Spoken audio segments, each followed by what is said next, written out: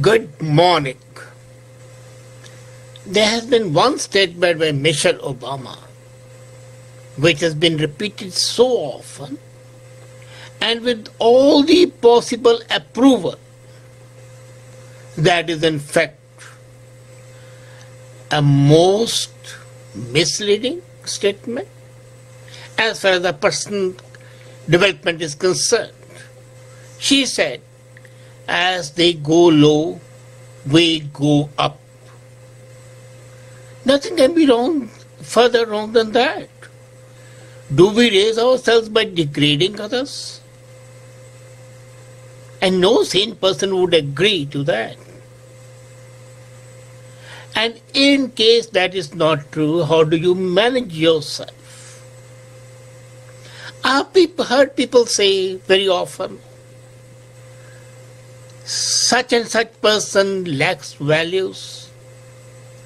Such sections of society are debauched, arrogant, full of vices, take drugs, have more personal values.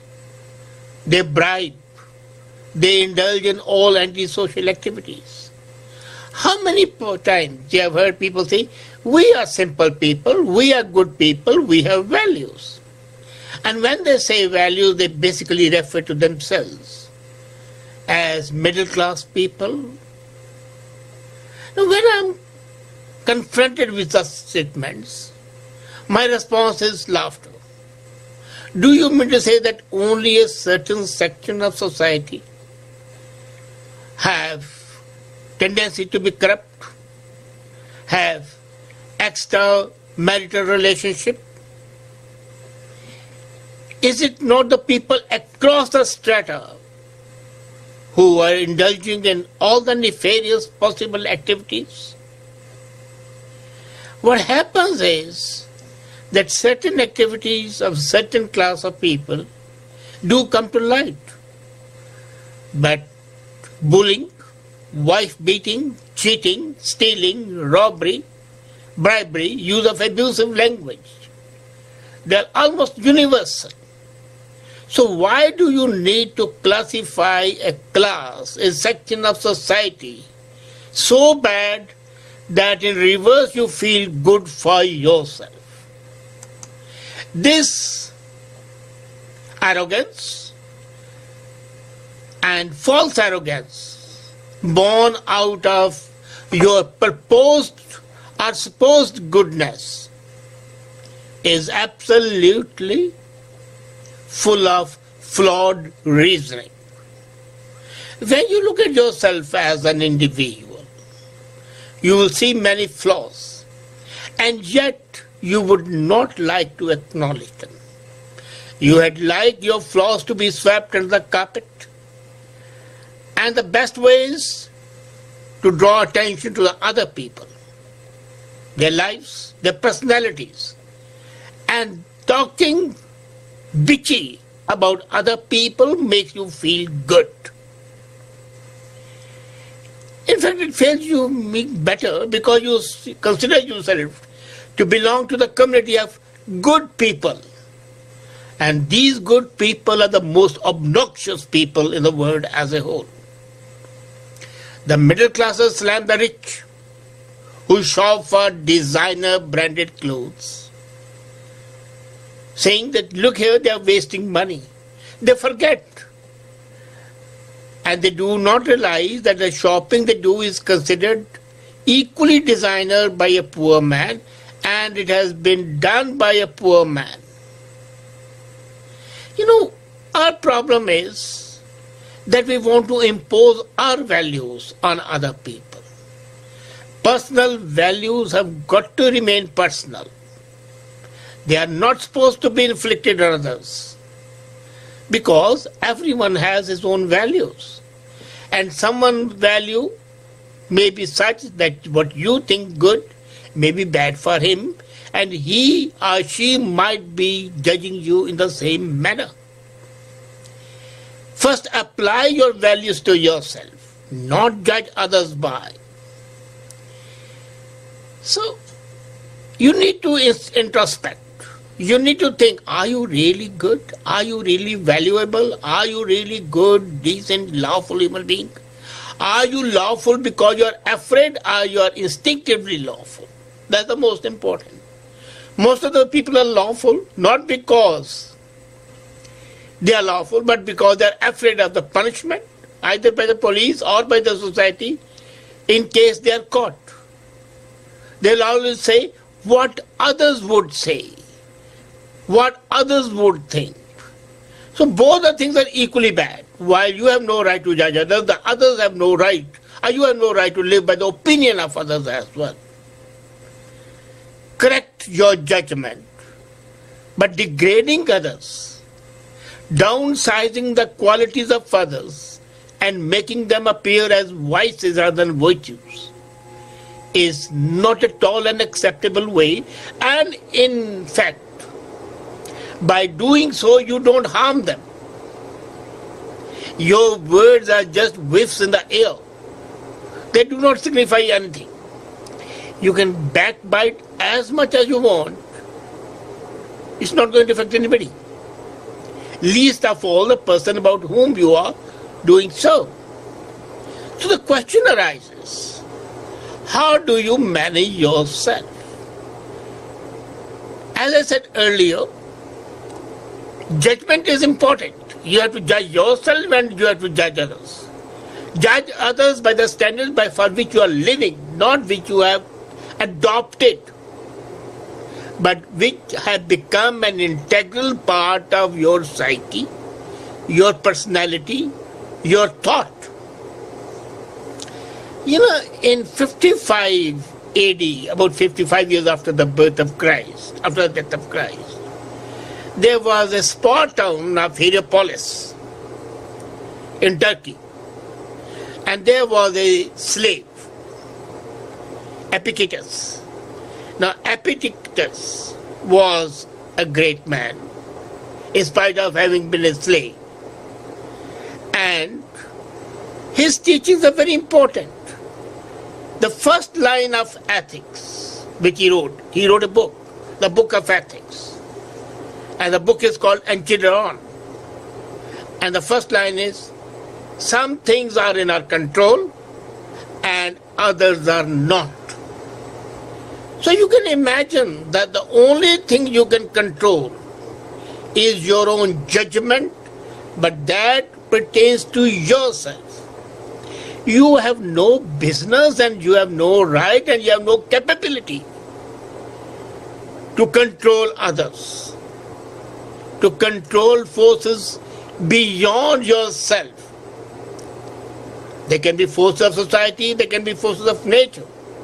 They can be forces of the societal peer action. If you generally want to avoid poverty, sickness, loneliness, obscurity, then the result would be you'll be in a constant anxiety and frustration.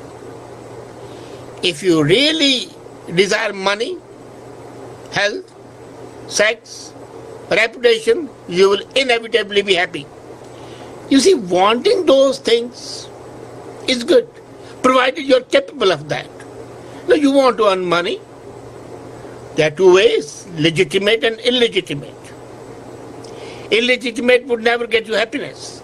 Legitimate has its limitations. And the moment you start crossing those limitations, the red line, then it's a sure way to perdition and to hell. Fear and desire, there are two other things which are very unavoidable. You feel flashes of dread or anticipation. And as Epictetus says, being a Stoic means interrogating these flashes, whether they apply to the things outside your control, and if they do, be ready with a reaction. You see, whenever something happens, when something is there, see the reason. If the reason is in your control, if the cause is in your control, then you can do something. Otherwise, the best way is say, that's none of my concern. When you are alone, call it peace and liberty. And most important what he says is, and I fully subscribe to that view, that is, consider yourself to be God's equal. I go a bit ahead and consider myself to be God. In a crowd, think yourself to be as a guest at an enormous party and celebrate the best you can.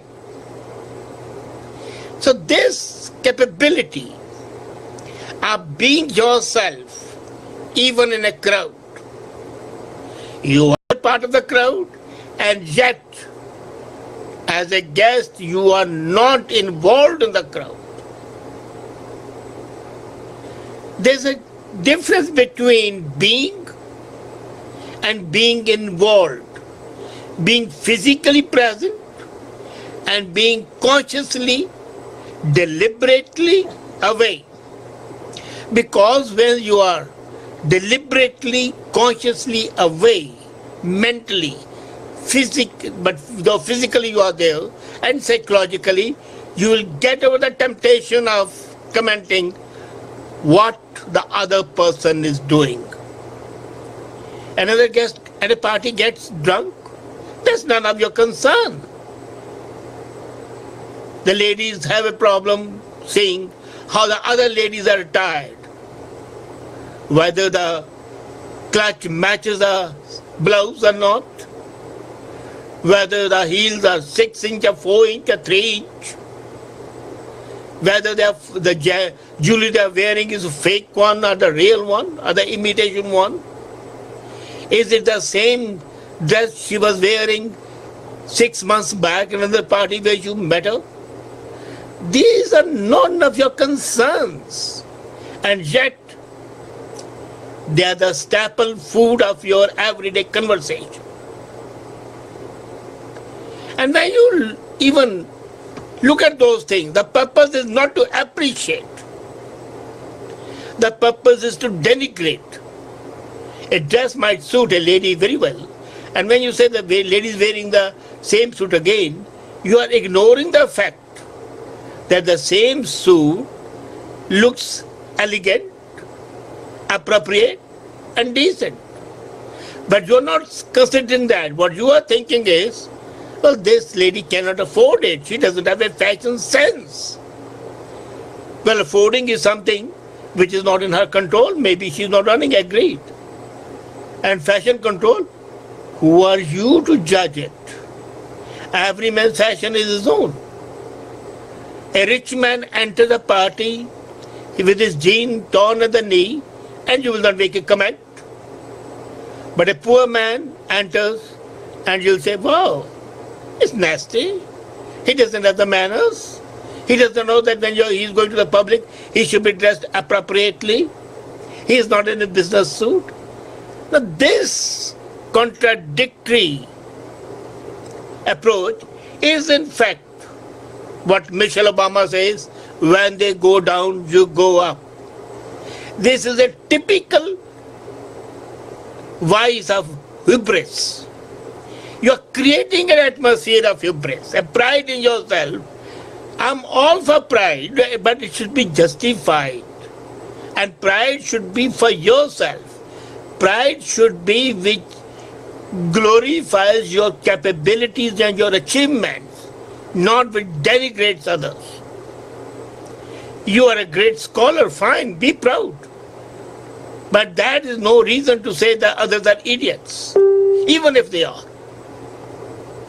In a private conversation, you have got every right to say, yes, they are idiots.